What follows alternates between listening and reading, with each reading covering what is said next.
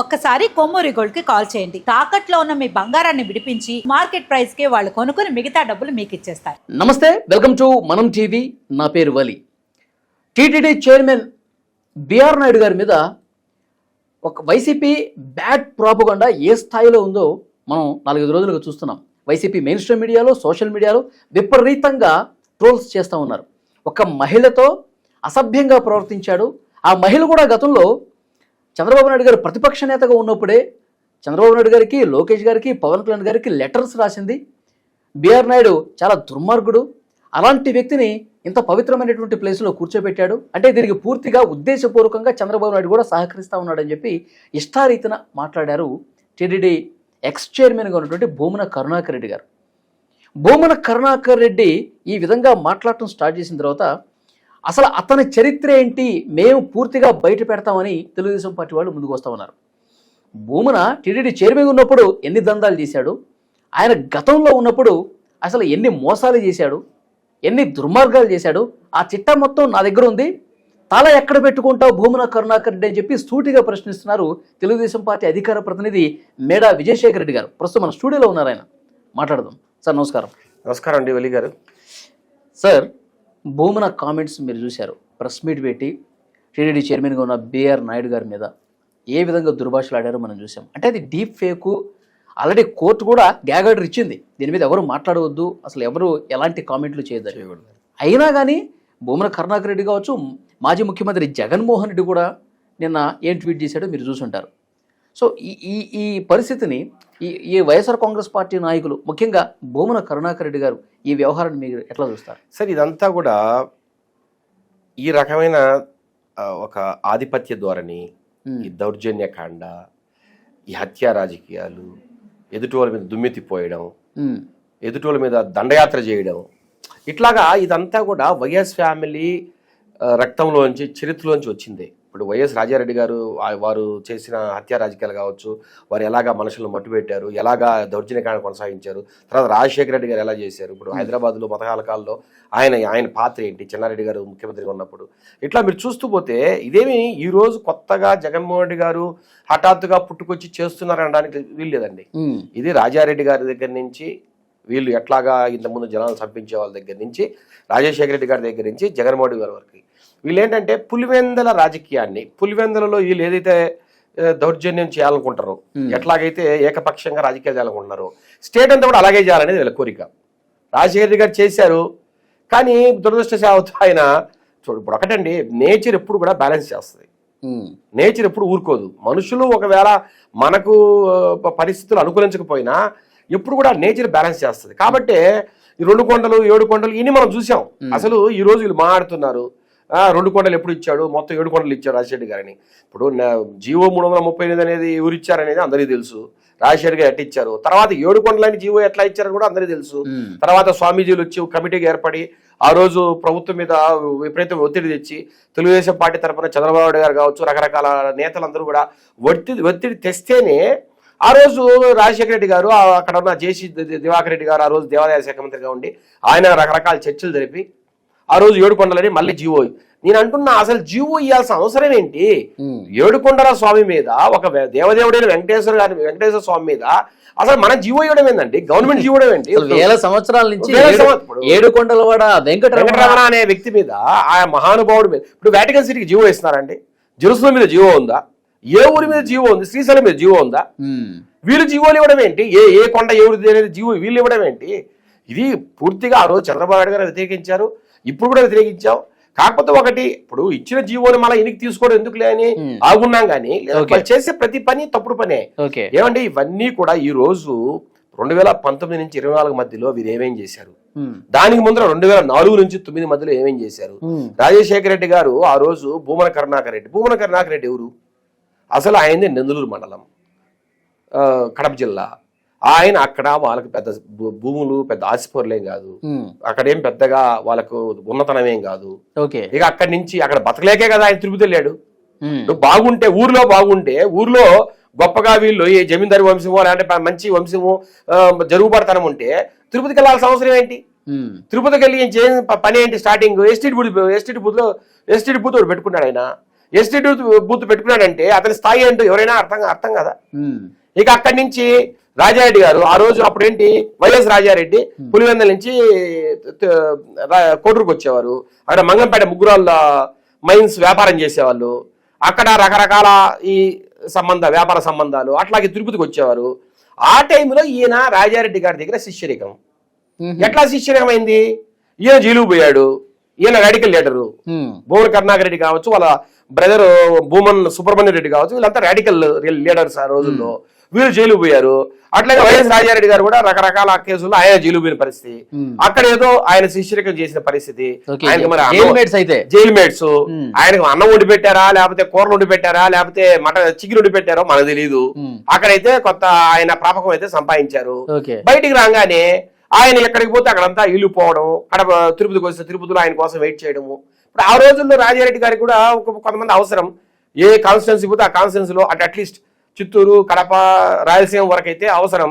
కాబట్టి వీళ్ళని చేరదీశారు. ఈ రోజు నేను అంటున్నా, ఎవరైతే రాజశేఖర రెడ్డి గారికి కావచ్చు, జగన్మోహన్ రెడ్డి గారికి కావచ్చు సూట్ కేసులు మోసారు, ఎవరైతే పక్కలేసారో, ఎవరైతే వాళ్ళ దౌర్జన్యాలకు సపోర్ట్ గా ఉన్నారో వాళ్ళు ఈ రోజు ఎమ్మెల్యే. మీరు ఒక మాట మాట్లాడారు, పక్కలేసారండి, దానికి కట్టుబడి ఉన్నారు మీరు. ఖచ్చితంగా సార్. నేను ఒకటే చెప్తున్నా, బిఎం మసూద్ రెడ్డి ఎవరండి? నేను ఓపెన్ డిబేట్ ఛాలెంజ్ ఎక్కడైనా సరే ఈ స్టేట్ లో. బిఎం మసూద్ రెడ్డి ఎవరండి? కాళహస్తి మాజీ ఎమ్మెల్యే. ఎలా పరిచయం అండి జగన్ గారికి? చెప్పండి. అసలు రాజశేఖర రెడ్డి గారు చనిపోయినప్పుడు జగన్ గారు ఎక్కడ ఉన్నారు? ఏ ఊర్లో ఉన్నాడు? ఏ సినిమా హీరోయిన్ తో ఉన్నాడు? ఇవన్నీ అందరికీ తెలిసిన స్టోరీసే. అక్కడ బెంగళూరులో ఏం చేస్తారో నాకు తెలుసు. చాలా పెద్ద ఆరోపణ చేశారు. ఒకటండి, రాజశేఖర రెడ్డి గారు జగన్మోహన్ రెడ్డి గారి మీద, ఆ కుటుంబం మీద చాలా పెద్ద ఆరోపణ చేశారు. చాలా సార్, ఇంకా నేను చెప్పలేని చాలా ఉన్నాయి. వీళ్ళు ఎవరైతే వ్యాపారం చేస్తారో వాళ్ళని చూస్తారండి. భూమన కరుణాకర్ రెడ్డి వైఎస్ ఫ్యామిలీకి పక్కలేసిందా? ఈ ఖచ్చితంగా అదంటే తప్పే ఉంది. ఇప్పుడు నేను నాకు తెలిస్తేనే చెప్తా. అన్ని రకాల పనులు, ఒక ఆఫీస్ బాయ్ దగ్గర నుంచి, ఒక డ్రైవర్ దగ్గర నుంచి అన్ని పనులు చేస్తేనే వీళ్ళకు ప్రాపకం వస్తుంది. వాళ్ళేమి మీరు గుర్తుంచుకోండి, రాజశేఖర రెడ్డి గారి దగ్గర కావచ్చు, జగన్మోహన్ రెడ్డి దగ్గర కావచ్చు, ఒక స్థాయి ఫ్యామిలీ నుంచి వ్యక్తిని చూపియండి. ఇప్పుడు కోట్ల విజయభాస్కర్ రెడ్డి గారి ఆయన కుమారుడు ఉన్నాడు, సూర్యప్రకాష్ రెడ్డి, ఆయన ఉన్నవాళ్ళని చూద్దాం జగన్మోహన్ గారి దగ్గర. లేదంటే అట్లా ఆ స్థాయిలో వాళ్ళ నాన్న మినిస్టర్ గా ఉండవచ్చు, లేదంటే వాళ్ళ నాన్న చీఫ్ మినిస్టర్ గా ఉండొచ్చు, రకరకాల కేంద్ర మంత్రులుగా ఉండొచ్చు. అలాంటి వారు ఎవరైనా ఉన్నారా? ఈ రోజు మీరు ఎత్తుకోండి, బొత్స సత్యనారాయణ ఎవరండి?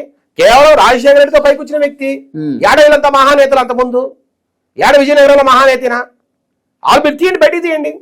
2000 సంవత్సరం ముందర బొత్స సత్యనారాయణ ఎవరు? అసలు జిల్లానే ఆయనకు అప్పగించలేదా రాజశేఖర రెడ్డి? మీరు ఎక్కడే ఏం ధర్మాన ప్రసాదరావు గారు కావచ్చు, వీళ్ళంతా ఒక యావరేజ్ కుటుంబాల నుంచి. అవును, వాళ్ళు రాజకీయాల్లో ఎదగకూడదు అంటారా సార్? డిగ్నిఫైడ్ కుటుంబాల నుంచి వచ్చిన వ్యక్తులు వైఎస్ ఫ్యామిలీతో మనజాలరు, ఉండలేరు. వాళ్ళకు సూట్ కేసులు మొయ్యాలా, వాళ్ళు లోపల పనుకో అంటే బయట కాపలా గాయాలా? ఆ స్థాయిలో మనం ఉంటేనే వాళ్ళు ఎదగలం. నాకు తెలిసి ఇప్పుడు మా కడప జిల్లాలోనే రెడ్డప్ప గారి శ్రీనివాసరెడ్డి గారు వాళ్ళ ఫాదరు, రాజగోపాల్ రెడ్డి గారు, మైసూరారెడ్డి గారు, కసిరెడ్డి మదనమోహన్ రెడ్డి గారు, మా రాజంపేట, ఇలా వీళ్ళెవరు ఆయనతో ఉండలేకపోయారు రాజశేఖర్ గారితో. కారణం ఏంటి? ఎందుకంటే డిగ్నిఫైడ్ పీపుల్ ఆయన నచ్చరు. మీ మాదిరిగా నా మాదిరిగా కూర్చొని మాట్లాడదామంటే ఎవరు ఒప్పుకోరు. లేచినప్పుడే మాట్లాడంటారు, సార్ అని పిలవమంటారు. అసలు జగన్మోహన్ రెడ్డి గారు సార్ అని పిలవలే కదా జేసీ బాబు రెడ్డి గారు బయటికి పోయారు. ఇప్పుడు అందరికీ తెలుసు, కాకపోతే ఎవరు బయటకు వచ్చి ఒకటండి వీళ్ళు రప్పరప్పాలు ఇంకోటి ఏదో ఆత్మగౌరవం ఉన్న వాళ్ళు ఎవరు వాళ్ళ దగ్గర ఉండలేరు. మీరు రాసి పెట్టుకోండి. సరే, ఇంతకుముందు ఇంకో పాయింట్ చెప్పారు మీరు. రాజశేఖర రెడ్డి గారు చనిపోయినప్పుడు జగన్మోహన్ రెడ్డి ఎక్కడ ఉన్నాడు, ఏ హీరోయిన్ దగ్గర ఉన్నాడు? ఒకటండి, ఇప్పుడు అది కొంచెం చెప్పండి సార్. హీరోయిన్లకు కూడా వాళ్ళకి కూడా ఐడెంటిఫికేషన్ ఉంటుంది. వాళ్ళు కూడా హీరోయిన్ పేర్లు వద్దు కదా, ఉన్నారు. వాస్తవం అది. రాజశేఖర రెడ్డి గారు పావురాల గుట్ట మీద చనిపోయిన రోజు ఈయన కలకత్తాలో ఉన్నాడు. అది అందరికీ తెలిసిన వాస్తవమే. వాళ్ళు వాళ్ళ ఫ్యామిలీ మెంబర్స్ అడగండి, లేదంటే వాళ్ళ సన్నిహితంగా ఉన్న రాజకీయ నాయకులు అడగండి, అందరికీ తెలిసిన అంశమే. ఈయన ఏ హీరోలతో తిరిగాడు, ఎక్కడెక్కడ ఉన్నాడా అందరికీ తెలుసు. కొత్తగా ఎవరు చెప్పాల్సిన అవసరం లేదే. మరి ఎవరు సప్లై చేశారు మరి? అదే సార్, ఒకటి ఇప్పుడు నేను ఒక పేరు ఫలానా పేరు వ్యక్తి సప్లై చేశారు అట్లా రకరకాల వ్యక్తులు ఉన్నారు. బెంగళూరులో ఆయన ఇంటికి బయట కాపలా కాస్తూ, మీరు ఆయన ఇంటి బయట కాపలా కాస్తూ సీరియస్ ఆరోపణలు మీరు చేస్తా ఉన్నారు. మరి మీ దగ్గర ఉన్న ప్రూఫ్స్ ఏంటి సార్? ఒకటి మేడా విజయశేఖర రెడ్డి గారి దగ్గర ఉన్న ప్రూఫ్ సార్, ఇప్పుడు ఈయన కలకత్తాలో ఉన్నాడు పలానా ప్రూఫ్ అంటే మేము ఫోటోలు తెలియవు. ఇప్పుడు ఎవరైనా ఆధారాలు విశ్వసనీయమైన వ్యక్తులు ఇప్పుడు వాళ్ళు కూడా సార్ ఒక్క మాట, ఇప్పుడు వాళ్ళు కూడా వైఎస్ఆర్ కాంగ్రెస్ పార్టీ వాళ్ళు కూడా చంద్రబాబు నాయుడు గారి మీద ఇదే రకమైన ఆరోపణలు చేస్తే, లోకేష్ గారి మీద ఇదే రకమైన ఆరోపణలు చేస్తే చూపించారు కదా. ఇప్పుడు హెరిటేజ్ మీద ఆరోపణలు చేయట్లేదా? హెరిటేజ్ మీద అసలు ఏమైనా సంబంధం ఉందా హెరిటేజ్ కి, కొందాపూర్కి? ఇప్పుడు నేను ఒక కంపెనీ, మీరు ఒక కంపెనీ, నేనేదో మీ దగ్గర తయారు చేయించుకో కొనుక్కున్నా, నేనేం మీకు అమ్మట్లే, మీ దగ్గర నేను కొనుక్కున్నా, మీరు వెళ్ళి టీటీలో టెండర్ వేశారు, నాకు సంబంధం ఏంటి? హెరిటేజ్గా నేను వ్యాపారం చేసుకుంటా, దానికి ఒక మేనేజింగ్ డైరెక్టర్ ఉంటారు, దానికి పార్ట్నర్స్ ఉంటారు, రకరకాల దానికి స్టాక్ ఎక్స్చేంజ్లో లిస్ట్ అయిన కంపెనీ, అది 10 మందికి ఆన్సర్ చెప్పాల్సిన కంపెనీ, వాళ్ళ పనులు చేసుకుంటున్నారు. ఎందుకు చంద్రబాబు ఇప్పుడు కల్తీ నెయ్యి వ్యవహారంలో హెరిటేజ్ సమస్య ఎందుకుంది? ఎందుకు దీనికి లింక్ పెడుతున్నారు? సింపుల్ గా సార్, ఒకటి వీళ్ళు ఏదైతే బురద చల్లుతాం కడుక్కోండి అంటారో అలా అందరూ మేము కూడా అలా చేద్దామని మాకేం లేదు. కానీ వీళ్ళు ఈ స్థాయికి మారుతున్నారు కాబట్టి, ఇప్పుడు బిఆర్ఆర్ గారి గురించి మీరు ఒక మాట మాట్లాడారు. ఎప్పుడో ఒక వ్యక్తితో ఒక ఫోటోను పెట్టుకొని, సరే అది ఏఐ డీప్ ఫేక్ టెక్నాలజీ అంటున్నారు కాబట్టి గ్యాగ్ ఆర్డర్ ఉంది. ఇప్పుడు అయినా విన్నాం, ఒకవేళ నిజంగా కూడా ఎవరితో అయినా ఆయన ఎయిర్పోర్ట్ లో కలపడింటే, ఇప్పుడు ఆయన వయసు ఎంతండి? 70 ఏళ్ళు పైన ఉంటాయి. ఆయన అసలు ఇవి చేస్తారా? ఈ వయసులో అసలు చేయగలరా? కనీసం ఇప్పుడు నా వయసు వాళ్ళు, లేకపోతే ఒక 60 ఏళ్ళ వరకు కూడా ఏదైనా, బట్ 70 ఏళ్ళ భయపడే ఆయన నడవలేక నడిచే పరిస్థితుల్లో ఆయన మీద బాండాలు వేయడము ఏమనుకోవాలి? వీళ్ళని నరేంద్ర మోడీ గారి మీద ఆ వయసు వాళ్ళకు, లేకపోతే ఇంకో వయసు వాళ్ళకు, అట్టటోళ్ళకు, చంద్రబాబు నాయుడు గారి వయసు నాటి వయసు వాళ్ళకు, వాళ్ళ మీద ఏంది అబండాలు వేసేది? ఇప్పుడు టీటీడీలో ఏమైనా ఆయన తప్పు చేశారా? ఆయన ఏమన్నారు? నాకు బిజినెస్ ఉన్నాయి హైదరాబాద్లో, నేను పెద్ద వ్యాపారిని, నాకేం అవసరం అంటున్నారు. ఎందుకన్నారు ఆ మాట? అయ్యా, నేను తిరుమలకు వచ్చి సంపాదించాల్సిన అవసరం లేదు, తిరుమలను ఉపయోగపెట్టుకొని నేనేదో బతకాల్సిన అవసరం లేదు, నేను చేయాల్సినటువంటి చాలా ఉన్నాయి బయట, అయినా ఎందుకు వచ్చాను? దేవుడి సేవకు వచ్చానని ఆయన మీనింగ్. వీళ్ళేమన్నారు? నీకు అంత ఇష్టం లేదు, ఎందుకు వచ్చావు? నీకు వ్యాపారం అంటే అన్ని నడిపొట్టు నువ్వు కాబట్టి బొడ్డులో చేసుకో అని. ఇప్పుడు కరుణాకర్ రెడ్డి గారు ఎంత దారుణంగా మాట్లాడతారండి. నువ్వు నాకు కాలు గోటికి సరిపోవు, నువ్వు ఒక లఫంగి వాడివి, ఒక బేకార్, ఏదో రకరకాల ఇది పెట్టుకుని చెప్పాలంటే కూడా అసహ్యంగా ఉంటుంది నాకు. ఎంత అన్యాయం అండి! ఏమంత కండకావడం మీకు? ఏమంత ఒలుగుల్సి కొట్టుకోవడం మీకు? అంత పొగరేంటి? ఏం నీ స్థాయి ఏంటి? నువ్వు ఎస్టీడీ బూలు పెట్టుకొని తిరుపతిలో నువ్వు రకరకాల ఇబ్బందులు పడి రాజారెడ్డిని అడ్డ పెట్టుకొని నువ్వు చేసే దౌర్జన్యకాండ, నువ్వు భూ ఆక్రమణలు, నిన్ను 100 కోట్ల దగ్గర ఎట్టొచ్చింది ఈరోజు? చెప్పండి. భూములు ఒకటండి, ఎక్కడెక్కడ భూములు ఆక్రమించారు, ఐఏఎస్ల దగ్గర సైన్లు పెట్టుకున్నారు, ఎన్ఓసీలు తెచ్చుకున్నారు, అందరికీ తెలిసే వాస్తవాలే. ఇప్పుడు ఈ రోజు కమిషన్లు వేసి అందరూ బయటకు వస్తారు. కాకపోతే ఒకటి, ఏదైనా మనం చేసామనుకోండి మీరు ప్రతీకార చర్యలు అంటారు, లేదైతే కక్ష సాధింపు అంటారు. ఇప్పుడు ఎప్పుడో నారా లోకేష్ గారు రెడ్ బుక్ గురించి మాట్లాడారు. ఆయన ఎందుకు మాట్లాడారు రెడ్ బుక్ గురించి? అయ్యా, ఎవరైతే చట్టాన్ని ఉల్లంఘించి తప్పు చేస్తారో, ఎవరైతే మా కార్యకర్తలను నాయకులు ఇబ్బంది పెట్టింటారో, ఎవరైతే ప్రజలను ఇబ్బంది పెట్టింటారో వాళ్ళను చట్టానికి లోబడి శిక్షిస్తాం అనేది రెడ్ బుక్. రెడ్ బుక్ ఏం తప్పేం కాదండి. అమెరికా ఇతర యూరోపియన్ దేశాల్లో రెడ్ బుక్ ఒక మంచి వాల్యూ ఉంది. రెడ్ బుక్ లో కొన్ని ఇంపార్టెంట్ ఈవెంట్స్ నోట్ చేస్తారు. That is red book. Okay, అట్లాంటి ఒక మంచి ఆశయంతో ఆయన ఏదో మాడితే ఈ రోజు మీకు రెడ్ బుక్ రాజ్యాంగమా అంటారు. అసలు రెడ్ బుక్ ఒక రాజ్యాంగం కరుణాకర్ రెడ్డి ముందు ఎస్టీడీ బూత్ పెట్టుకున్నాడు, తర్వాత ఏ విధంగా ఎదిగాడు, ఎవరి ద్వారా ఎదిగాడు, ఎన్ని భూ కబ్జాలు చేశాడు, ఆక్రమణలు చేశారు అంటున్నారు. అవును, మరి ప్రభుత్వం మీదే ఉంది కదండి సార్. ఒకటి, ఇప్పుడు ఆయన ఏమి ఈ రోజు నిన్న ఎదగలా, గత 30 సంవత్సరాలుగా ఆయన తిరుపతిలో ఉన్నాడు. అప్పుడెప్పుడో ఒక 20-25 సంవత్సరాల ముందు ఎదిగారు. ఒకటి, వాళ్ళు ఇప్పుడు సార్ ఇంత పెద్ద గవర్నమెంట్ ని మేము రపరపలాడిస్తామని మాట్లాడతారండి. ఒక ఇండివిజువల్స్ పరిస్థితి ఏంటి? అక్కడ ఎవరైనా ఒక పేదవాడో, లేకపోతే ఒక ఆర్థిక స్తోమత లేనివాడో, లేదంటే ఒక యావరేజ్ కుటుంబీకుడో అతనికి ఉన్న అర్ధెకరానో, కాలెకరానో, ఎకరానో కొట్టేస్తే వీళ్ళు పోయి ఏం మాట్లాడరు వాళ్ళు? ఏదో చిన్నగా పోయి వాళ్ళతో మధ్యస్థం చేసుకోవద్దు, మాకు ఎంత తినరా బాబు అని దండం పెట్టి బయటికి పోవడం చెప్తే ఏం చేయగలరు? వాళ్ళు పొద్దున్న లేస్తే పోలీస్ స్టేషన్లకో లేకపోతే కోర్టులకో తిరగాలంటే ఎప్పుడు తిరుగుతారు? పోలీస్ స్టేషన్ పోతే పోలీస్ స్టేషన్లో కూడా వీళ్ళ పాటి చెల్లా ఏమంటే పోలీసు వాళ్ళు ఇప్పుడు అడుగుతున్నా 2019 నుంచి 24 వరకు పోలీసులు ఎలా పనిచేశారండి? ఏకపక్షంగా పనిచేయలేదా? వాస్తవాలు మాట్లాడుకుందాం. వాళ్ళ వాళ్ళ తాబేదారులాగా పనిచేయలేదా? వాళ్ళ ఇంటి ముందు కార్యకర్తలాగా పనిచేయలేదా? మరి ఈరోజు అలా పనిచేస్తున్నారా? సరే, ప్రభుత్వం కూడా మంచి పరిపాలన అందించాలా, బాగా చేయాలా, మనం ప్రజలకి జవాబుదారీగా ఉండాలనేది ఒక ఆశయంతో పోతున్నారు. కాబట్టి పోలీసులు కూడా చెప్పింది, అయ్యా మీరు ఎవరికి తాబేదారుగా ఉండొద్దు, న్యూట్రల్గా పోండి. కానీ ప్రభుత్వానికి ఎక్కడైనా సహకారం ఉందా? ప్రభుత్వానికి ఎక్కడైనా వచ్చిన అంటే తెలుగుదేశం పార్టీ అధికారంలో ఉంది, కొంతన్నా మాకు ఫేవరబుల్ ఉండాలని కోరుకుంటాం కదా, ఎక్కడైనా ఉందా? అప్పుడు పూర్తిగా ఏకపక్షంగా వాళ్ళు ఆ రోజు లా అండ్ ఆర్డర్ మెయింటైన్ చేసి యాక్ట్ 30 ఏందండి, ఎప్పుడో బ్రిటిష్ కాలంలో ఆ ఆంగ్లేయులు మన భారతీయులు అణగదొక్కడానికి పెట్టిన యాక్ట్ 30ని మీరు మళ్ళా అమల్లోకి తెచ్చి 2019 నుంచి 24 దాకా ఎవరైనా బయటికి రానిచ్చారా?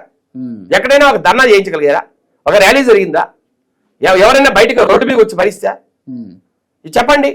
నా రాజకీయాలు పక్కన పెడతాం, ప్రజా సంఘాలు కావచ్చు, లేదంటే ఉద్యోగ సంఘాలు కావచ్చు, ఎక్కడైనా ఒక ర్యాలీ చేసే పరిస్థితి ఉందా? మీరు దూరి హౌస్ అరెస్టులు చేయలేదా? విజయవాడకి పోతూ ఉంటే ఒక ర్యాలీ చేయాలని దారి మధ్యలో కాసి మీరు అరెస్టులు చేసి జైలుకు తరలించలేదా? ఇది ఏం గవర్నమెంట్ ఇది? ఆంగ్లేయులే బెటర్ అనిపించే పరిస్థితి అండి. ఒకటి నేను అంటున్నా, జగన్మోహన్ రెడ్డి ఒకవేళ విదేశీ మతాన్ని ఆయన అవలంబిస్తూ ఉండొచ్చు, కానీ విదేశీ బుద్ధులు కూడా అవలంబిస్తే ఎట్లా? స్వదేశీ బుద్ధులు అవలంబించాలి కదా. ఓకే, ఇది వాస్తవం. ఇప్పుడు జగన్మోహన్ రెడ్డి గారు ఏ పర్యటన చేసినా వాళ్ళ కార్యకర్తల ఉత్సాహం, వాళ్ళు ప్లకార్డులు ప్రదర్శించి చాలా స్పష్టంగా చెప్తున్నారు. రక్తంతో హోలీ ఆడతాం రప్పా రప్పా అని చెప్పి ఆ బోర్డులు కూడా కనిపించినాయి చాలా సందర్భాల్లో. అంటే జగన్మోహన్ రెడ్డి 2.0 వస్తుంది, ఒక ఎవరిని వదిలిపెట్టాం, ప్రతి ఒక్కడే అంతు చూస్తామని చెప్పి ఆయన బెదిరిస్తా ఉన్నాడు. ఇక్కడ తెలుగుదేశం పార్టీకి ఏమన్నా ఒకవేళ ఏంటి పరిస్థితి మనది కాకపోతే తర్వాత రోజు ఆ భయం ఏమన్నా ఉందా మీకు? సార్, ఇక్కడ 2-3 అంశాలు. ఒకటి, అలా మాట్లాడడం వల్ల పార్టీని హోల్డ్లో పెట్టుకోవడం, అంటే నాయకులు ఎవరు బయటికి పోకుండా.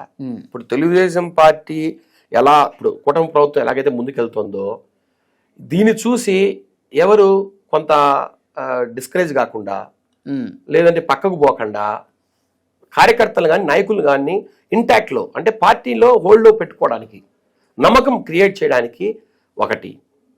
తద్వారా ఏంటి, పార్టీని పూర్తిగా కొంత ఉత్తేజపరచడం, అట్లాగే ముందుకు తీసుకెళ్ళడం, వాళ్ళని కూడా రాబోయే రోజుల్లో ర్యాలీలకు కావచ్చు, ధర్నాలకు కావచ్చు, లేదంటే ఉద్యమాలకు కావచ్చు ప్రిపేర్ చేయడం, మాట్లాడడానికి ప్రిపేర్ చేయడం. అసలు మీరు చూసారా, ఎవరెవరైతే మేము కింగాంగులం, మహావీరులం, మమ్మల్ని టచ్ చేయని మొగోళ్ళు అయితే మానేడు ఒక ఆయన గుడివాడ మహానేత, ఇంకొక ఆయన నగిరి మహానేత అయితే అసలు అతనెవరు పవన్ కళ్యాణ్ మాట్లాడా. అసలే కొడాలి నాని గారు ఏమన్నారండి, నేను కుప్పంలో చంద్రబాబు నాయుడు గారు గెలిస్తే ఆయన కాళ్ళ దగ్గర కూర్చొని బూడి పాలిష్ చేస్తారని మాట్లాడలేదా? అవును. ఏమయ్యాడు పవన్ కళ్యాణ్ గారా? ఎవరు పావలా కళ్యాణా? ఎవరైనా ఆయన గెలిపించబోగూడా? అదే జగన్మోహన్ రెడ్డి కానీ ఓడించగలిగితే అతను నేను రాజకీయాలు మానేసి అతనింట్లో ఊడిగం చేస్తాను మా అన్నాడు. ఏమైంది ఇప్పుడు? ఆయన ఏమన్నాడండి, మా ముగ్గురులో ఒకరిని టచ్ చేయండి చూద్దాం లేదా? అతన్ని కాను, లేదా పేరు నాని కావచ్చు, వల్లభేని వంశీ గారిని కావచ్చు, మమ్మల్ని ముగ్గురులో ఒకరిని టచ్ చేయండి మీరు బొమ్మలైతే అన్నాడు. ఈయనేమో గుండె అరిచేతులు పెట్టుకుని బొమ్మాయి వారిపోయాయి, వల్లభేని వంశీ దొరికా, మనోడు జైలు పోయా, రూపురేఖలు మారిపోయి బయటకు వచ్చా. కొడాలతో పెట్టుకుంటే ఇట్టే ఉంటది. అదేంటి ఇప్పుడు ఇతనితో ఉండే వల్లభనేని వంశీకి ఆ గది పెట్టింది. పేరు నాని పరిస్థితి ఏందండి, భార్యను అడ్డ పెట్టుకుని ఆఖరికి నువ్వు ఆడవాళ్ళని అరెస్ట్ చేయకూడదు, అది కరెక్ట్ కాదు, మనం సరైన మెసేజ్ ఇవ్వవు దానివల్ల అని చంద్రబాబు నాయుడు గారి మంచితనం వల్ల మీరు బయటపడమాట వాస్తవం కదా. లేకపోతే నీ పరిస్థితి నువ్వు ఆత్మహత్య చేసుకోవాలి. ఈ రోజు నువ్వు ఏదో ఈ రోజు కులం గురించి మాట్లాడుతున్నావు, జగన్మోహన్ గురించి మాట్లాడుతున్నావు, నీ భార్యను అడ్డ పెట్టుకొని నువ్వు గోదాముల్లో నువ్వు బియ్యం దొబ్బేస్తే కొన్ని కోట్లు నువ్వు బాకీ పడితే దీంట్లో క్రిమినల్ కాన్స్పిరసీ లేదా? దాని మీద మీ భార్యను జైలు పంపిస్తే నీ పరిస్థితి ఏంది? సొంత భార్య జైల్లో ఉంటే నువ్వు ఆత్మహత్య చేసుకోవాలి, ఇంట్లో ఉరేసుకోవాలి. అట్లాంటి దారుణమైన పరిస్థితి నిన్ను కాపాడింది ఎవరు? చంద్రబాబు నాయుడు గారు కదా. ఆయన మళ్ళా ఆయన వైసీపీ ఆఫీసులో కూర్చొని మీరు చెప్తున్న విషయాల్లో వాళ్ళలో ఎక్కడ భయం కనిపించట్లా సార్. తప్పు చేశాము, ఈ ప్రభుత్వం మన మీద చర్య తీసుకుంటుంది, ఏదో రోజు మనం జైలుకు పోవాల్సిన పరిస్థితి, ఇలాంటి భయం ఇప్పుడు మొన్న మాట్లాడిన కొడాలి నాని కావచ్చు, పేరు నాని కావచ్చు, ఇంకొంతమంది వైసీపీ నాయకులు కావచ్చు, ఎవరు భయపట్ల. సరే, ఒక చిన్న మాట, ఒక స్థాయి వ్యక్తులు ఏదైనా చిన్నగా ఇట్లా కాదు అట్లా చేయండి అన్నా కూడా అరేంది మా ఫ్రీడమ్ ఇతను హరిస్తున్నాడే అని మాట్లాడతారు. ఇంకో స్థాయి వ్యక్తులు ఏరా పోరా అంటే ఏందిరా రే అంటావే అంటారు. ఇంకోటి దారిని పోయేవాడు ఎవడైనా ఏందో అని అనుకోండి సరేలే ఏదో మాట్లాడతారులే అంటే ఎవరెవరి స్థాయికి బట్టి వాళ్ళకి అవి అలవాటైపోతాయండి.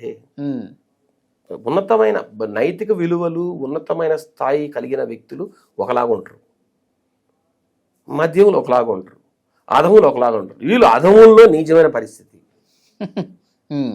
ఇప్పుడు ఇక్కడ దరిద్రం ఏంటంటే ఎక్కడో ఉన్నత స్థాయి రాజకీయ విలువలు కలిగి నైతిక విలువలు కలిగిన కొంతమంది వ్యక్తులు ఈరోజు ఇలాంటి అధములతో దానికి ఎదురెదురు పడాల్సిన పరిస్థితి వస్తుంది. ఇప్పుడు ఈరోజు నిన్న మీరు చూడండి అసెంబ్లీ నిన్న మండలిలో ఏం జరిగిందో. ఇప్పుడు ఆఖరికి మీరు ఇందాపూర్ మీద మాట్లాడమనే మాట్లాడతాము, హెరిటేజ్ మీద మాట్లాడతాము, మీరు రండ్రా బాబు చర్చ్ కంటే కూడా లేదు మేము చెప్పిందే మీరు వినాలి అంతే. దాన్ని ఏమంటారు? ఇది బజారుతనం కాదా, చిల్లరతనం కాదా? వీళ్ళు రాజకీయ నాయకులేనా? రౌడీలను, గోండాలను, నరహంతకుల్ని, కిరాయి హంతకుల్ని, నీచ సామ్రాజ్యాలను వెళ్ళే వ్యక్తులను పక్కలేసే వాళ్ళందరినీ తెచ్చి ఒక గుంపుగా ఏర్పరిచి ఒక పార్టీ పెడితే ఇది వైసీపీ. ఇది వాస్తవం. ఇది మీ దగ్గరే మాట్లాడాను, ఏ డిబేట్ ఇదే చెప్తా. ఎందుకంటే వాస్తవాలు ఇవి. ఎవరికైనా నేను ఒక్కటి అడుగుతున్నా అండి, ఈ రోజు మాట్లాడే వాళ్ళలో ఎవరికైనా నీతి నిజాయితీ ఉందా? నేను ప్రజల్లో తిరుగుతాననే జ్ఞానం ఉందా? మేము ఇంతే, మేము చేస్తాం, ఏమవుతుంది మీ వల్ల? అసలు ఏంటంటే అంబటి రాంబాబు ఏం మాట్లాడతారండి? నేను అంటున్నా, Vallabhaneni Vamsi jail పోయించాడు, Peddireddy Mithun Reddy jail పోయించాడు, Chevireddy Bhaskar Reddy jail పోయించాడు, ఆఖరికి పోసాని కృష్ణమురళి జైలు పోయించారు. ఆ రోజు ఎవడు కూడా ఆ కులమోడు పోయి ఎవరన్నా వాళ్ళను పరామర్శించారా? వల్లభనేని వంశీ బయటికి పోయి జైలు పోయి వస్తే ఎవరన్నా పరామర్శించారా? ఆయన పోయి అసలు వైసీపీ నాయకులు ఎంతమంది పోయి పరామర్శించారు? అతన్ని పెద్దిరెడ్డి మిథునరెడ్డి ఎంతమంది పరామర్శించారు? పోసాని కృష్ణమురళి దండం పెట్టాడు, మీరు రాయికైనా వద్దురా బాబు, చాలు నాకు ఈ జీవితం అని. అతన్ని ఎవరో పరామర్శించారా? మరి ఎందుకు అంబటి రాంబాబు అనే ఒక మహానేతను ఇంతమంది పరామర్శిస్తున్నారు ప్రతిరోజు? ఇప్పుడు వీళ్ళు ఏదో కాపు సంఘాల్లో, కాపు నాయకుల్లో విపరీతమైన అలజడి క్రియేట్ అవుతుందని అనుకున్నారు, ఏమీ కాలా. అందువల్ల ఏం చేస్తున్నారు, కొంత రోజుకు కొంతమందిని పంపించేది, అక్కడ ఒక ప్రెస్ మీట్ పెట్టేది, తిట్టేది, మళ్ళా తిట్టేది, అవసరమైతే రండి ఇప్పుడు రండి మళ్ళా జైలుకి వెళ్తా అనేది. 18 రోజులకే 4 సార్లు కోర్టుకు పోయించాడు ఆయన. నాకు బెయిలేయండి అని. ఈ మళ్ళా పెడితే చచ్చిపోతాడేమో డౌట్ బాబు. ఓకే, ఇంకొకటి సార్, కల్తీని వ్యవహారం తెలుగుదేశం పార్టీకే డ్యామేజ్ జరిగిందని చెప్పి వైసీపీ ఒక ప్రచారం చేస్తా ఉంది. ఎట్లా చూస్తారు? మీరేమంటారు? సరే వైసీపీని పక్కన పెడదాం, మీరేమంటారు? ఇప్పుడు వైసీపీ వారు మాట్లాడిన దాంట్లో వైసీపీ ఏమైనా మాట్లాడుతుందండి, ఎందుకు మాట్లాడదు? వాళ్ళ పార్టీకి అనుగుణంగానే వాళ్ళు మాట్లాడతారు. సార్ వాళ్ళు కోర్టుకు పోయారనుకోండి, జడ్జి కూడా వాళ్ళకి అగనెస్ట్ గా ఏదైనా ఒక తీర్పిస్తే ఈ జడ్జి చంద్రబాబు నాయుడికి బంధువు అంటారు వాళ్ళు, లేదంటే ఈ జడ్జి పలానా జాతి అంటారు, లేదా ఈ జడ్జితో పలానా డబ్బు తీసుకొని మాకు అగనెస్ట్ గా తీర్పు చెప్పా అంటారు. అలాంటి కుసంస్కారైన వ్యక్తులండి వాళ్ళు. వాళ్లకు ఈ వ్యవస్థల మీద గాని నమ్మకం లేదు. వాళ్ళు ఎంతసేపు మేమే మేనేజ్ చేయాలి, దేన్నైనా మా కంట్రోల్ రావాలా, మమ్మల్ని కాదున్నోడికి శంకరగిరి మాన్యాలు పట్టిస్తాం, లేదంటే ఈ ప్రపంచంలో ఎక్కడ చేస్తాం. అది వాళ్ళ మెంటాలిటీ. వాళ్ళు చెప్పేది ఏంటంటే, ఇప్పుడు జంతువు గోవు కలిసింది, నెయ్యిలో జంతువుల కొవ్వు కలిసింది, పంది కొవ్వు కలిసింది, ఫిష్ ఆయిల్ కలిసింది, గొడ్డు కొవ్వు కలిపారు అని చెప్పి సాక్షాత్తు ముఖ్యమంత్రి గారే మాట్లాడిన పరిస్థితుంది. కానీ ఇప్పుడు సిబిఐ రిపోర్ట్లో అసలు జంతువుకు ప్రస్తావన లేదు కదా. ఇప్పుడు తలకాయ ఎక్కడ పెట్టుకుంటారు? లేనిది ఉన్నట్టు చూపించింది చంద్రబాబు కాదా? సరే మీరు కూడా సరే సార్ అదే మాట్లాడదాం. ఇప్పుడు మీరు కూడా ఎంతో మందిని ఇంటర్వ్యూ చేసి ఉంటారు కదా. చంద్రబాబు నాయుడు గారు ఈ మధ్యకాలంలో మీరు ఎంతోమంది మాట్లాడింటారో చూసింటారు, లేదా ఇంటర్వ్యూలు చేసింటారు. చంద్రబాబు నాయుడు గారికి సొంతంగా ఏదన్నా ఒక టెస్ట్ ల్యాబ్ ఉంటుందా? లేదుగా. ఇప్పుడు ఆ రోజు జూన్ 2024లో 4 ట్యాంకర్లు కొండ మీదకి వెళ్ళాయి. అవి రకరకాల రీజన్స్ వల్ల అక్కడున్న ల్యాబ్లో రిజెక్ట్ అయ్యాయి. ఆ రిజెక్ట్ అయినప్పుడు ఏం చేశారు, అసలు దీంట్లో ఏముంది, ఎందుకు ఇట్లాంటి నెయ్యి వస్తుంది కొండ మీదకి, ఎందుకు రిజెక్ట్ అవుతున్నాయని డౌట్ వచ్చింది. ఎందుకు 2019-24 మధ్యలో వీళ్ళు నెయ్యి మీద రకరకాల కంప్లైంట్ వచ్చాయి కాబట్టి, ఓరల్ కంప్లైంట్స్, వీళ్ళకి డౌట్ వచ్చింది. ఎన్డీడీబీ పంపించింది. ఎన్డీడీబీ అంటే ఏంటి? National dairy development board. ఈ దేశంలోనే అత్యున్నత ప్రమాణాలు కలిగిన సంస్థ. ఈ నెయ్యి టెస్టింగ్లో కావచ్చు, పాలను టెస్ట్ చేయడానికి కావచ్చు, దానికి మించిన సంస్థ లేదండి ఇండియాలో. అదే అత్యున్నతమైన సంస్థ, ప్రమాణాలు కలిగిన సంస్థ. ఆ సంస్థకే పంపించారు. వాళ్ళు రిపోర్ట్ ఇచ్చారు. ఏమని ఇచ్చారు? There are some vegetable oils and there is presence of animal fats but in a low manner. అది అది ఏమి కొత్తది, దాంట్లో ఏమన్నా చంద్రబాబు నాయుడు గారు ఇప్పుడు ఇచ్చింది ఏమైనా ఉందా? అందులో సస్పెక్ట్ అని ఉంది సార్ సస్పెక్టెడ్ అలర్ట్ అన్నారు. అనుమానం సార్ అనుమానం ఉంది, నేనేమంటానంటే కలిసి ఉండే అవకాశం ఉండొచ్చు అని రాశారు వాళ్ళు. రైటే. చంద్రబాబు నాయుడు గారు ఏమన్నారు? అదే రిపోర్ట్ గా చదివారు. ఇట్లా చూడండి, ఇట్లా చేస్తారు, వైసీపీలు ఇలా చేశారు, ఇప్పుడు ఈ రిపోర్ట్ ఇలా ఉందని అడిగారు. అది కొత్తదనం ఏమైనా ఉందా దాంట్లో? ఖచ్చితంగా కలిపారు, ఇప్పుడు ఖచ్చితంగా యాక్షన్ తీసుకోవచ్చు కదా. ఆ రోజే ఎట్లా డౌట్ ఉంది మాకు కాబట్టి మేము సిట్ దర్యాప్తుకి వెళ్తున్నాం అని మాటే చెప్పారా, లేదంటే ఆ రిపోర్ట్ మీద ఆల్రెడీ యాక్షన్ తీసుకున్నారా? నేను అడుగుతున్నా. ఎన్డీడీబీ రిపోర్ట్లో సస్పెక్టెడ్ అడల్టరెన్స్ అని వచ్చింది, మళ్ళీ సిట్ దర్యాప్తు వేశారు. సిట్ దర్యాప్తులో వాళ్ళు మళ్ళీ ఎక్కడ పంపించాలి శాంపుల్స్ని? మీరు చెప్పండి. మళ్ళీ ఎన్డీడీబీకి పంపాలిగా, ఎన్డీఆర్ఐకి పంపించారు. నేను అడుగుతున్నా, ఎన్డీడీబీ ఎందుకు పంపలా? ఇప్పుడు మీకు రెండోసారి మళ్ళా టెస్ట్ చేయాలనుకుంటున్నారు, మరి ఎన్టీడీపీ పంపించండి. ఎన్టీడీపీ కన్నా ఈ దేశంలో పెద్ద సమస్య ఏం లేదు కదా. అంటే అప్పుడు చంద్రబాబు నాయుడు గారు ఎన్డీడీపీకి పంపించారు కాబట్టి మళ్ళీ ఇది పంపించిన అదే రిపోర్ట్ సెకండ్ ఒపీనియన్ తీసుకున్నారు అనుకోవచ్చు. నేనంటున్నా చంద్రబాబు నాయుడు గారి సొంత సంస్థ అదేమన్నా హెరిటేజా? కాదుగా. మరి ఇప్పుడు టీటీడీ పంపించింది, టీటీడీ శ్యామలరావు గారు ఆ రోజు ఎవరైతే ఈవో గారు వాళ్ళు ఆయన పంపించారు, వాళ్ళకి ఏం అవసరం అంటే ఎవరు పంపించారు అనేది దాని మీద సిబిఐ కూడా అదే రేట్ ఉంటుంది కదా ఎక్కడైనా. సరే, అది నేనంటే అడుగుతున్నా, ఎన్డీడీపీకి పంపించకుండా ఎందుకు ఎన్డీఆర్ఐకి పంపించారు? ఎందుకు ఇప్పుడు ఎన్డీఆర్ఐలో ఏమొచ్చింది రిపోర్టు? లిమిట్ ఆఫ్ డిటెక్షన్ 10% పెట్టుకున్నారు. వాళ్ళు ఏమన్నారు? ఇన్ హౌస్ టెస్టింగ్ మాత్రమే ఇది, దీనికి కమర్షియల్ వ్యాలిడేషనే లేదు, ఇది థర్డ్ పార్టీ టెస్టింగ్ నిలవదు, అసలు థర్డ్ పార్టీ టెస్టింగే మేము చేయలా, ఇది కేవలం సిట్ కోరిక మేరకే మేము చేశాం అంటే. అసలు సార్ నెయ్యి కానీ నేను టెస్ట్ చేసే సత్తా ఎవడుకుంటూ చెప్పి ఈ దేశంలో? అది రసాయనాల మిశ్రమము, palm oil, palm kernel oil, రకరకాల ఆయిల్ పోసి దాంట్లో కొన్ని లాక్టిక్ యాసిడ్ లేకపోతే యాసిటిక్ యాసిడ్ ఏదో ఈ బీటా కెరటిన్ ఇట్లాంటివన్నీ కలిపి ఒక రసాయనాల మిశ్రమం అది. దాన్ని టెస్ట్ చేయడానికి ఎన్డీఆర్ఐ సరిపోదు, ఎన్డీడీపీ సరిపోదు, ఈ ప్రపంచంలో ఏది సరిపోదు. ఎందుకంటే అది నెయ్యే కాదండి, నెయ్యి కల్తీ జరిగిన మాట వాస్తవం. ఇప్పుడు ఎన్డీఆర్ఐ అసలు ఇప్పుడు సార్ స్వచ్ఛమైన ఇప్పుడు నెయ్యిలో ఏదైనా మనం పోస్తే అది కల్తీ. అసలు అది నెయ్యే కాదు, నెయ్యి అనబడే ఒక పదార్థం. కాబట్టి ఎన్డీఆర్ఐ ఏం చెప్పింది? అరే బాబు ఇది మాకు ఇది ఇన్హౌస్ టెస్టింగ్ లో మాత్రమే మేము చేయగలిగాము, బయట కస్టమర్లకు ఎవరికి ఈ టెస్టులు మేము చేయలేము, దీనికి కమర్షియల్ వ్యాలిడేషన్ లేదు, మీరు ఎవరికి జవాబుదారి కాదు అని చెప్పారు. పైగా ఎన్డీఆర్ఐలో ఇద్దరు డైరీ ఎక్స్పర్ట్స్ ఆల్రెడీ టీటీలో 2019-24 పనిచేశారు, వాళ్ళకి అమ్ముడు పోయారు. ఇప్పుడు ఒక సంస్థ నుంచి ఇద్దరు అమ్ముడు పోతే మళ్ళీ ఆ సంస్థకి నేను టెస్టింగ్ చేసుకోవస్తా అంటే దీంట్లో మొదలం ఏంటి? ఇప్పుడు ఒకటి సార్, మేము బీజేపీ మేము అంతా కలిసి ఉన్నాం కాబట్టి సిట్ దర్యాప్తు మీద మేము కామెంట్ చేయదలుచుకోవట్లే. సుప్రీంకోర్టు ఆధారంలో జరుగుతుంది కాబట్టి సుప్రీంకోర్టు మీద మాకున్న ఏదైతే వాల్యూ ఏదైతే మేము అనుకున్నా ఉందో, నమ్మకం ఏదైతే ఉందో ఆ నమ్మకంతోనే సిట్ దర్యాప్తులు ఏముందో దాన్ని అంగీకరిస్తున్నాం. నేనంటున్నా లిమిట్ ఆఫ్ డిటెక్షన్ 10% ఏంది పెట్టుకునేది? ఇప్పుడు ఎన్డీడీబీ ఏం చెప్పింది? Presence of animal fats is very low అనింది.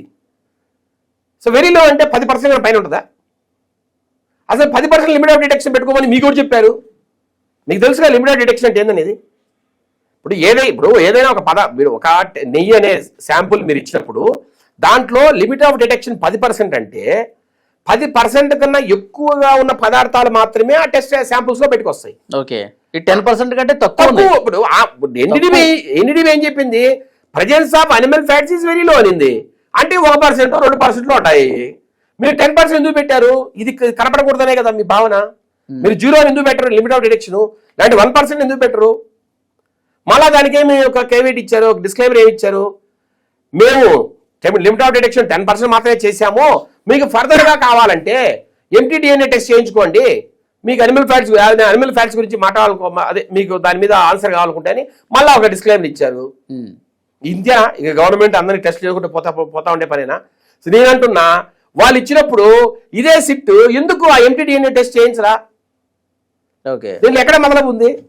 ఇప్పుడు నేను అంటున్నాను సార్, ఎన్డీడీబీలో రిపోర్ట్లో వెజిటబుల్ ఆయిల్స్ సస్పెక్టెడ్ అడల్టరెన్స్, అది సస్పెక్టెడే. అనిమల్ ఫ్యాట్స్ సస్పెక్టెడ్ అంటే అది సస్పెక్టెడే. ఆ సస్పెక్టెడ్ అనే వెజిటబుల్ ఆయిల్స్ ఏమో ఎన్డీఆర్ఐ రిపోర్ట్లో కనపడతాయి, ఈ అనిమల్ ఫ్యాట్స్ ఏమో కనపడవు. ఏంటి మతలబు దీంట్లో? ఓకే, ఇప్పుడు ఎన్డీడీబీ దాంట్లో ఇది పక్కాగా ఉన్నాయి వెజిటబుల్ ఆయిల్స్, అనిమల్ ఫ్యాట్స్ మాత్రం సస్పెక్ట్ అని ఇవ్వాలా కదా, అన్ని సస్పెక్టెడే. కానీ ఒక ఆయుధం ఇచ్చినట్టుంది కదా వాళ్ళకి. సార్ నేను అంటున్నా ఎక్కడో ఏదో మతలబు ఉంది. ఇప్పుడు ఇక్కడ ఉన్న మీకు ఎన్డీడీబీలో ఉన్న వెజిటబుల్ ఆయిల్స్ ఇక్కడ కనపడ్డాయి, ఇక్కడ అనిమల్ ఫర్స్ ఇక్కడ కనపడలే. ఏంటి తేడా? అప్పుడు వెజిటబుల్ ఇప్పుడు ఇది తప్పు అనుకోండి, ఎన్డీడీబీ రిపోర్ట్ తప్పు అనుకుంటే వెజిటబుల్ ఆయిల్స్ కూడా కనపడకూడదు కదా. కానీ నాకున్న అనుమానం ఒకటి చెప్తున్నా, దాన్ని మీరే చెప్పాలి. ఇప్పుడు ఏదైనా సిబిఐకి వెళ్ళినంత వరకు బాగానే ఉంటుంది, సిబిఐకి వెళ్ళిన తర్వాత కథ మారుతుంది ఏంటి? ఆ డౌట్ చాలా మందిలో ఉంది.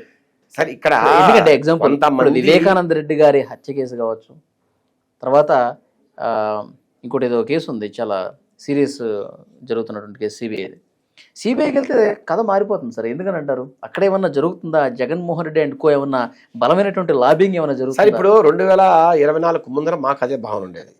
ఇప్పుడు అవినాష్ రెడ్డి గారిని కర్నూలు దగ్గర అరెస్ట్ చేయడానికి సిబిఐ వెళ్తే పోలీసులు అడ్డుపడ్డారు, అయినా సిబిఐ వాళ్ళు ఏం మాట్లాడక నిలిపారు. నేనంటున్నా సిబిఐ అధికారాలను ఉపయోగించుకుని వాళ్ళు స్పెషల్ ఫోర్స్ తెప్పిలేదా? గవర్నమెంట్ సెంట్రల్ గవర్నమెంట్ అనుకుంటే స్పెషల్ ఫోర్స్ పంపిలేదా? ఇదంతా కూడా కుట్రలో భాగం. అసలు భాస్కర్ రెడ్డిని అవినాష్ రెడ్డిని అరెస్ట్ చేసినప్పుడు ఏమి ఇంతవరకు ఫైనలైజ్ చేయకుండా ఎలా ఉన్నారు? ఇంతమంది అరెస్ట్ చేశారు, మీరు ఏం ఫైనలైజ్ చేశారు?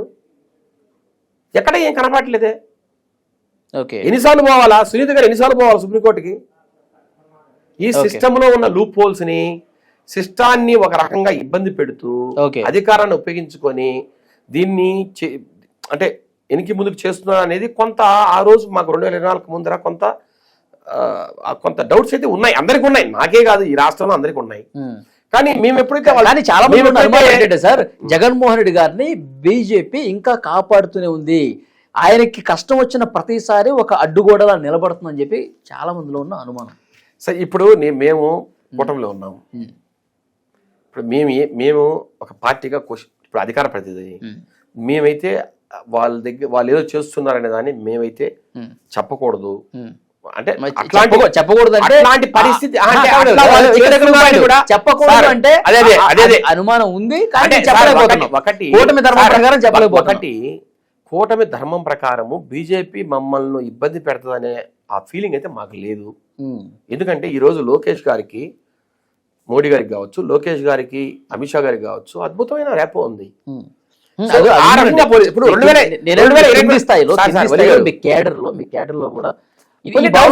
కొన్ని ఇప్పుడు ఒకటి మేము ఎవరితో కింద స్థాయిలో మాట్లాడేటప్పుడు ఇట్లా ఎందుకు వస్తుంది అట్లా ఎందుకు వస్తుంది అని డౌట్స్ సార్ 2024 ముందర ఎక్కువ ఉండేవి డౌట్స్, ఇప్పుడే కొంచెం తగ్గాయి.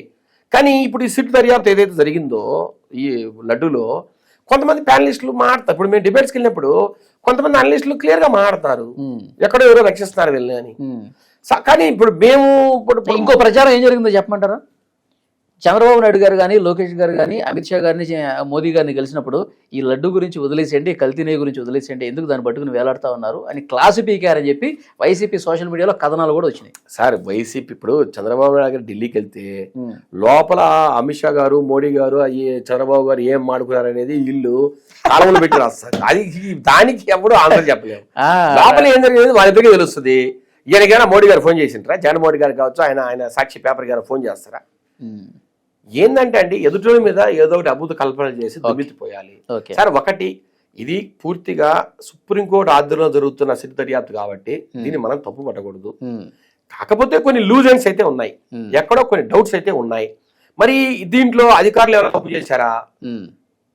రేపు సార్ ఇప్పుడు ఒకటి ఛార్జ్ షీట్ మాత్రమే సమర్పించారు, దీంట్లో ఇంకా ట్రయల్స్ నడుస్తాయి. ఓకే, ఇప్పుడు ఏకసభ్య కమిషన్ కూడా ఇది ఉందండి, ఇది ట్రయల్స్ నడుస్తాయి. ఇప్పుడు కోర్టు ఏసీబీ ఇప్పుడు ఏదైతే నెల్లూరు కోర్టు వీళ్ళు సబ్మిట్ చేశారో దాని మీద రేపు జడ్జి క్వశ్చన్ అడుగుతారు కదా, అడిగినప్పుడు వీళ్ళు మళ్ళీ ఇంకో ఛార్జ్ షీట్ కూడా సబ్మిట్ చేసే అవకాశం ఉంటుంది. ఇప్పుడు మా నుంచి ఇదే ఫైనల్ అన్నారు అనుకోండి ఛార్జ్ షీట్, రేపు జడ్జి ఇంకా 4 క్వశ్చన్ అయితే ఏం చేస్తారు? మళ్ళా దర్యాప్తు చేయాల్సిందే కదా, ఛార్జ్ షీట్ మళ్ళీ ఫైనల్ చేయాల్సిందే కదా. నేనేమన్నా అంటే ఇది ఫైనల్ కాదు, ఇంకా జరుగుతుంది. రెండోది మీరు అన్నట్టు ఒక 11 పేజీల నివేదికను రాష్ట్ర ప్రభుత్వానికి పంపారు. ఏమని పంపారు? ఇదిగో ఇలా జరిగింది, ఇదిగో ఇలా మేము కొంతమంది అరెస్ట్ చేసాం, ఇంకా కొంతమంది దీంట్లో ఉన్నారు, మీరు చర్యలు తీసుకోండి, లేదంటే అరెస్ట్ చేసిన వాళ్ళ మీద కూడా చర్యలు తీసుకోండి, అంటే శాఖాపరమైన చర్యలు తీసుకోండి, అడ్మినిస్ట్రేటివ్ ఏదైతే పనిష్మెంట్స్ జరిగిందని క్లియర్ సార్ క్లియర్ గా. నేనేమంటానంటే ఇప్పుడు దీంట్లో కూడా చూడండి రేపే సమస్యలు వస్తాయి. ఇప్పుడు దినేష్ కుమార్ గారిని వేశారు, ఇప్పుడు వాళ్ళు కొన్ని కామెంట్ చేశారు. ఎవరి మీద కామెంట్ చేశారు? పర్చేజ్ కమిటీ మీద కామెంట్ చేశారు. పర్చేజ్ కమిటీనే కదా ప్రధాన కారణం. ఈరోజు ఇప్పుడు 2020లో టెండర్ నిబంధనలను సడలించడానికి పర్చేజ్ కమిటీనే కారణం. దానిపైన వైవి సుబ్బారెడ్డి గారు ఆ రోజున్న chairman. CFTRI central food technological research institute Mysuru వారు ఒక రిపోర్ట్ ఇచ్చారు, ఇది కల్తీ నెయ్యి అని. ఎందుకు దాని మీద చర్యలు తీసుకోవాలా? 2022లో ఎందుకు చర్యలు తీసుకోవాలా? దానివల్ల కదా నిరాటంకంగా కల్తీ మాఫియా నడిచింది. అసలు ఏఆర్ ఇప్పుడు వీరు అంటున్నారు 4 ట్యాంకర్లు ఏఆర్ డైరీ పంపించింది మీ ఆధ్వర్యంలో జరిగిందని. ఇప్పుడు మీరు నాటిన విషవృక్షం అండి అది. మీరు నాటిన విషవృక్షము 2020లో అది పెరిగి పెద్దదయ్యి 4 మామిడి పండ్లు కాసింది, అది 4 పండ్లు కాసింది 2024లో. ఆ 4 పండ్లని ఒకవేళ ఎవరైనా తినింటే అది తెలుగుదేశం పార్టీ తప్ప ఎలా అవుతుంది? ఏఆర్ డైరీ ఎవరితో వచ్చింది? టీటీడీకి. వైష్ణవి డైరీ ఎట్లా వచ్చింది? మీరు నిబంధనలు టెండర్ నిబంధనలు సడలిస్తేనే ఇవి వచ్చాయి. 2019 ముందు ఉన్న నిబంధనలు ఏదైతే ఉన్నాయో టెండర్లో అవి మీరు సడలించాల్సిన అవసరం ఏంటి? వాళ్ళు అంటారు మేము స్టార్ట్అప్స్ కి అవకాశం అంటే నెయ్యి సేకరణ లేకుండా పాల సేకరణ లేకుండా స్టార్ట్అప్స్ పెట్టాలంట, వీళ్ళకి సహకరించాలంట. అసలు నెయ్యి సేకరణే లేనోళ్ళు, పాల వెన్న సేకరణే లేనోళ్ళు అంత నీళ్ళు ఎలా తెచ్చి ఇస్తారు వాళ్ళు? ఇప్పుడు ఎవరైనా ఈ రాష్ట్రంలో కానీ దేశంలో కానీ ఒక సంస్థ ద్వారా ఒక కార్పొరేషన్ లేకపోతే గవర్నమెంట్ ఒక టెండర్ పిలిచింది అనుకోండి, దానికి నిబంధనలు ఉంటాయి. 3 సంవత్సరాలు మీకు ఇట్లాంటి ఎక్స్పీరియన్స్ ఉండాలి, ఇట్లాంటి వర్క్లో మీకు అనుభవం ఉండాలి, ఈ క్వాంటిటీస్ మీరు ఎంత వర్క్ చేసి ఉండాలి, ఇట్లా కొన్ని అనుభవాలు ఉంటాయి. అసలు ఏం అవసరం లేదు, మిమ్మల్ని మేము ప్రోత్సహిస్తాము, ఎవరైనా టెండర్ అయ్యండి మీకు వర్క్ ఇచ్చేస్తామని మాట్లాడతాడు భూమన్ కన్నా. ఇట్లాంటి దరిద్రుడు భూమన్ కరుణాకర్ రెడ్డి. అతను ఏదో చెప్పేది మహాగ్రంథం అయినట్టు, అతను చెప్పేది భగవద్గీత అయినట్టు, మీరు చూసారు ఆయన మాట తీరు. అసలు ఆయన ఏదో ఆ భగవద్గీతలో నుంచి మహాభారతంలో నుంచి కొన్ని వ్యాఖ్యానం తీసుకొచ్చి అల్లి మాట్లాడినట్లు ఎవరో మాట్లాడుతూ ఉంటాడు. చేసేటన్ని ఏదంటారు చూడండి దొమ్మర గుడిసెలు అట్లా పనులు అతను చేసేది. అతను ఏం మాట్లాడండి, కొండ మీద ఒక నల్లరాయి ఉంది, ఆ నల్లరాయిని పాత చెప్పుతో కొడితే ఏమవుతుంది? ఇదే డైలాగ్ అండి అతను మాట్లాడింది. అతను అడికల్స్ లో ఉన్నప్పుడు లీడర్ గా తిరుపతిలో ఉన్నప్పుడు అది కాదా మాట్లాడింది నేనా? అలాంటి వ్యక్తి ఒక్కసారిగా మహాభక్తుడు ఎలా అయిపోయాడు? ఎలా వెంకటేశ్వర స్వామి మీద అంత ప్రేమ వచ్చింది? ఎలా రాజశేఖర రెడ్డి అనే ఒక దుర్మార్గుడు ఇట్లాంటి దుష్టుని పెట్టాడు చర్మగా తీసుకెళ్ళి? సార్ నేను అడుగుతున్నా, ఏదైనా ఒక మాస్క్, నేను ఎవరి మీద కామెంట్ చేయట్లే, బట్ జనరల్గా మాట్లాడదాం. ఒక మసీదు ఉంది ఎక్కడైనా, ఆ మసీదు ముందర మీరు ఎక్కడైనా ఒక మ్యూజిక్ పెట్టడమో లేకపోతే ఒక లౌడ్ స్పీకర్ పెట్టండి, వాళ్ళు ఒప్పుకుంటారేమో? ఈ మధ్యలో ఎన్నికలు జరుగుతున్నాయి, కొన్ని వేల లక్షల మంది ముస్లిమ్స్ రోడ్డు మీదకి వస్తారండి, ఏది లౌడ్ స్పీకర్ పెట్టింది దానికి. అంత చిన్న విషయానికే వాళ్ళు అంత భీకరంగా రెచ్చిపోతున్నారు. ఈరోజు మీరు దేవదేవుడు, ఈరోజు ఈ దేశంలోనే అత్యంత దాని ఏమంటారు ఒక పవిత్రమైన కొండ తిరుమల కొండ, ఈ కలియుగ వైకుంఠము లేదంటే కలియుగ దైవమైన వెంకటేశ్వర స్వామి, అలాంటి ఒక మహానుభావుడికి మీరు కల్తీ నెయ్యితో ప్రసాదం రోజు పెడుతున్నారంటే, నిత్య కైంకర్యాలు అట్లా నెయ్యితో చేస్తున్నారంటే ఏమనుకోవాలి? ఏమంటాడండి ఆయన కరుణాకర్ రెడ్డి? ఇదే లడ్డూలను మీరు తిరుమల అయోధ్యకి పంపించారంటే ఏమంటారు? అదే ఈ నెయ్యి అది కాదు, వాళ్ళ శ్రేష్టమైన నెయ్యి పంపించారు ఇద్దరు బోర్డు మెంబర్లు అంటారు. అంటే వెంకటేశ్వర స్వామికి ఏదైనా పెడతారు మీరు నెయ్యి, ఏ నెయ్యితోనే పెట్టచ్చు వెంకటేశ్వర స్వామికి. కానీ అయోధ్యకి మాత్రం నరేంద్ర మోడీ కుమ్ముతారని చెప్పి ఆయనకు మాత్రం అబ్బాయి అది శ్రేష్టమైన నెయ్యి ఇద్దరు బోర్డు మెంబర్లు పంపించారని మాట్లాడతారు. అంటే ఎంత నీచాయం తీసారు అంటే సెపరేట్ గా చేయించారంటేనే అక్కడే ఉన్నట్టే కదా ప్రాబ్లం. సార్ ఒకటి కల్తీ అంతే. అది అనిమల్ ఫ్యాట్స్ ఉన్నాయా లేకపోతే మామూలు ఫ్యాట్స్ ఉన్నాయా? కోర్టులో జరుగుతుంది, ఇంకా ఏకసభ్య కమిషన్ అంతా విచారణ ఉంది. ఇంకా నెక్స్ట్ రేపు పర్చేజ్ కమిటీలు ఎవరెవరైతే ఉన్నారో వాళ్ళకి శిక్షలు తప్పవు. దాంట్లో భూమన్ కరుణాకర్ ఉన్నాడు, చెవిరెడ్డి భాస్కర్ ఉన్నాడు, ఎవరికి శిక్షలు తప్పవు. నాకున్న పరిజ్ఞానము. రెండోది కాడూరు చిన్నప్పన్న 5 కోట్ల రూపాయలు డబ్బు తీసుకున్నాడు, బ్యాంక్ అకౌంట్స్ లో అన్ని ఆయన ట్రాన్సాక్షన్స్ ఉన్నాయి. ఈ కాడూరు చిన్నప్పని ఎవరు? అందులో ఏమంటారు, మీరేమన్నారు? పిఏ అంటారు. కానీ ఆయన ఏమంటారు? అబ్బాయి నాకు సంబంధమే లేదు, ఆయన ఆంధ్రప్రదేశ్ ఉద్యోగం అంటారు. ఇప్పుడు ఇవన్నీ కూడా ఈ దినేష్ కుమార్ గారు తెలుస్తారు. ఏకసభ్య కమిషన్ వైవి సుబ్బారెడ్డికి ఈ చిన్నప్పన్నకు సంబంధం ఏంటి తెలిస్తే, if there is a direct relation అనుకోండి, ఏమవుతుంది? వైవి సుబ్బారెడ్డి జైల్లో ఉంటాడు. సో ఇట్లాంటి ఏదైతే ఉన్నాయో అవన్నీ బయటకు వస్తాయి. దానికోసం ఏకసభ్యం కమిషన్ వేశారు.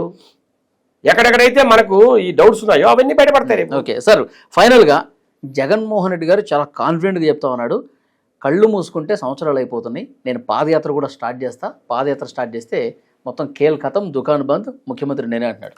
ఫైనల్గా దీనికి సార్ ఇక్కడ ఇదే మీకు ఇంతకుముందు చెప్పినట్టు ఒక ఆత్మస్థైర్యాన్ని పెంపొందించడం, వాళ్ళ కార్యకర్తలు కావచ్చు, నాయకులు కావచ్చు, ఎత్తిపోయింది వైఎస్ఆర్సీపీ అనుకోకుండా ఒక ఆత్మస్థైర్యాన్ని నింపాలంటే కళ్ళు మూసుకొని కళ్ళు తెరిచి ఎట్ట అయిపోయింది 2 సంవత్సరాలు అయిపోయేది. ఎన్ని కళ్ళు మూసుకొని కళ్ళు తెరిచి 2 సంవత్సరాలు అయిపోయేది అంటే ఆయన ఏంటంటే వాళ్ళకు మైమరిపింపజేయడం, ఆయన మాటలతో ఒక ఉత్సాహాన్ని తేవడం, ఒక ఆత్మస్థైర్యాన్ని నింపడం. ఏముంది 2 సంవత్సరాలు అయిపోయింది, 3 సంవత్సరాలే కదా అంటే వాళ్ళకు ఒక ఉద్రేకాన్ని తెప్పించడం, వాళ్ళలో ఒక ఆత్మ నమ్మకాన్ని తెప్పించడం, అంటే బయటకు విశ్వాసాన్ని తెప్పించడం. ఆయన రోడ్డు మీదకి వస్తే జన ప్రపంచం. ఒకటి ఇప్పుడు నేను అంటున్నా 2019 ముందరా చెమట గార్చుకుంటా మీరు రోడ్ల మీద పోయారు వారానికి 5 రోజులు. ఆ రోజు వీళ్ళు తిరిగితేనే ఓట్లేసారా? వీళ్ళు ప్రజాప్రస్థానం పేరుతో జనాలే పోతే ఓటేసారా?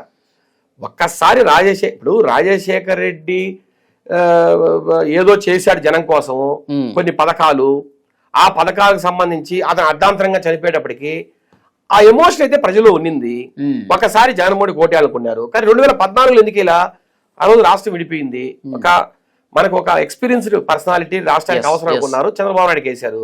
ఇప్పుడు ఏంటి 2019లో ఒక ఛాన్స్ ఇద్దాం, ఇంతగా అడు బగపడుతున్నాం మమ్మల్ని అందరినీ ఇచ్చినారు. ఆయన ఏమనుకుంటున్నాడు, నేను తిరిగితే వచ్చేసే ఓట్లని ఆయన అనుకుంటున్నాడు. ఒకటి 2019 వరకు రాజశేఖర రెడ్డి గారి జనాకర్షణ ఏదైతే ఉన్నిందో, ఆయన మీద ఏదైతే కొంత ఆ పథకాల వల్ల కావచ్చు, రకరకాల ఆయన పనుల వల్ల కావచ్చు, ఆ ప్రేమ ఏదైతే ఉందో అది ఓట్లు వేసినట్టుగా అయిపోయింది. 2024 ఎందుకు ఇలా ఇచ్చిన అవకాశాన్ని నువ్వు సద్వినియోగం చేసుకోకుండా తిరిగి ప్రజల మీదే నువ్వు దౌర్జన్యాలు చేస్తూ ఉంటే ఇతను పోతే చాలు దేవుడు, ఈ నవరత్నాలు మాకేం అవసరం లేదు, ఇతను పోతే చాలు అనుకున్నారు. ఇప్పుడు నేను అంటున్నా అండి, ఇప్పుడు మీకు 2 బిడ్డలు ఉంటారు, మీరు బిస్కెట్లు చాక్లెట్లు అన్ని తీసుకెళ్తారు ఇట్లా ఇంటికి, అన్ని పెడతారు, అన్ని తిరిగిన తర్వాత 4 దెబ్బలు వేసారనుకోండి ఆ పిల్లల్ని, వాళ్ళు ఆ దెబ్బలకు ఎక్కువ బాధపడతారా, ఈ తిరిగిన దానికి ఎక్కువ ఆనందపడతారా? దెబ్బలకే కదా. ఎస్. ఇప్పుడు మీరు ఇంత డబ్బులు 2,50,000 కోట్లు మీరు బ్యాంకులో వేస్తే దాన్ని చూడకుండా ఎంతసేపు మీరు ఏదైతే భయోత్పాతాన్ని సృష్టించారో దాన్ని బట్టి మీకు ఓట్లేశారు ప్రజలు. ఓకే, ఆయన పరిపాలన ఆంధ్రప్రదేశ్ దారుణంగా ఉంది, నచ్చలేదు అంటారు.